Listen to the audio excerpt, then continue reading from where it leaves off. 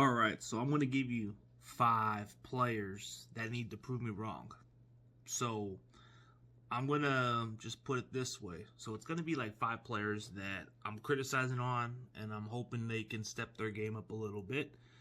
So I'm going to go with this certain individual player, and then I'm going to go with the way I feel about this player, and I'll show you why.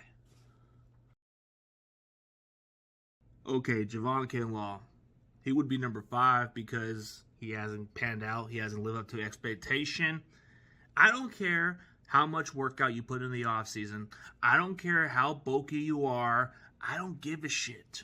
I want to see production on the football field, Javon Kinlaw. I want to see you dominate and stop the run and get to the quarterback. We haven't seen much of that because your knee has been a serious concern. We can't evaluate you much because we haven't seen enough out of you. And you need to prove your worth. You need to prove that you're worth retaining instead of not taking the 5th-year option because you are a major disappointment. Javon Kinlaw, we draft you so high because of your upside and your potential, but going against the Philadelphia Eagles, you were an afterthought. You were a piece of garbage. I want to see Javon Kinlaw that can dominate on the football field. I want to see the Javon Kinlaw who actually put Grant Cole in his place. I want to see that guy put it on the football field. I want to see you make a tackle like it's Grant Cole on the fucking football field. I want to see that guy. But instead, I see a soft Javon Kinlaw. I want you to prove me wrong otherwise. I want to see you step your game up.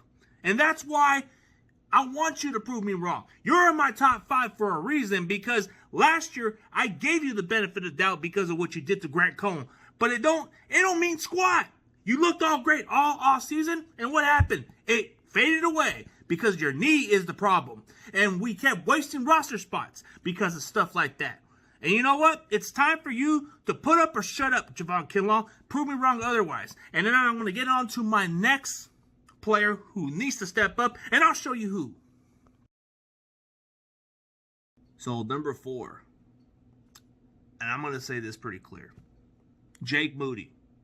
I want you to prove to me you are worth that pick. I want you to be consistent. I want you to be exactly what we want you to be. We want you to be consistent. If not, it was a wasted draft pick. And I'm still going to criticize this pick until this guy delivers. And we'll find out on the football field. Jake Moody has a strong leg, but strong leg don't mean nothing. It's all about consistency. Consistency is what matters. Make your kicks. And it's going to matter. It's going to come down to those type of games. It's going to come down to your kicker. If you're down by 2 points and you're in between the 40-yard line into close to the end zone almost, and you just need to attempt a field goal that's within 55 yards or so, somewhere between that line, and you need that kicker to make that game-winning kick. And that can determine whether you get to the conference championship or to the Super Bowl or win the Super Bowl. It comes down to those type of games. It comes down to the wire. And I want to see what Jake Moody is made for. I'm not big on drafting kickers. And I made it pretty clear. I want to see this be the next Justin Tucker. I want this guy to be the best kicker in the damn league. I want Jake Moody to do that. But in my opinion, I think it's the worst pick. I think it's a wasted draft pick if he doesn't pan out. I think it's a wasted pick if he doesn't deliver. We've seen kickers who got drafted pretty high, and they've been out of the league. Look at Roberto Aguayo from the Buccaneers, 2nd-round pick. What happened? 1 season, out of the league. Jake Moody has an opportunity to prove me wrong. You can kick a 60-yarder. That's cool. But can you kick it when it's under pressure? Can you kick it on the short distance? Because I've seen a couple of your missed kicks, and that needs to work.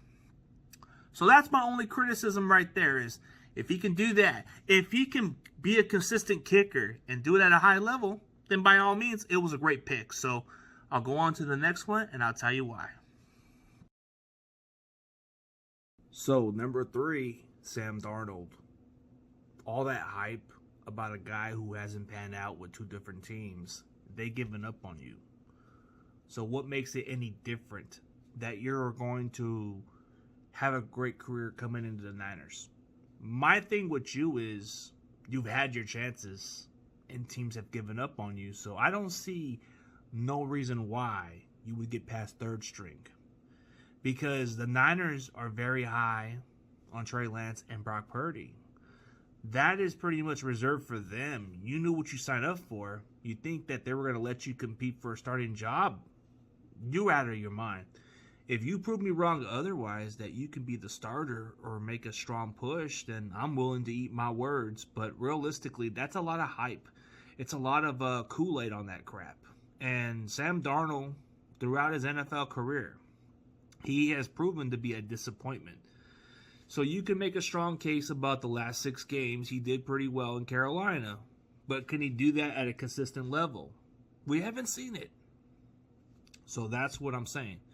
Sam Darnold, prove me wrong. Prove me that you could be more than just the 3rd string or at least be a starter over the likes of Purdy and Lance. Then maybe I'm willing to shut my mouth. But as of right now, you ain't worth the hype, bro. Let alone you ain't worth the talking. So that's why I thought so of bringing you up in the conversation, because that's all there is a hype talk. So that's all. So we'll go to the next one and I'll tell you who. So number 2, Ambry Thomas. It's been a huge disappointment because you were coming into your own as a rookie and you were making strides late in the season, and then the previous other seasons, you've fallen off the depth chart. So it's kind of concerning.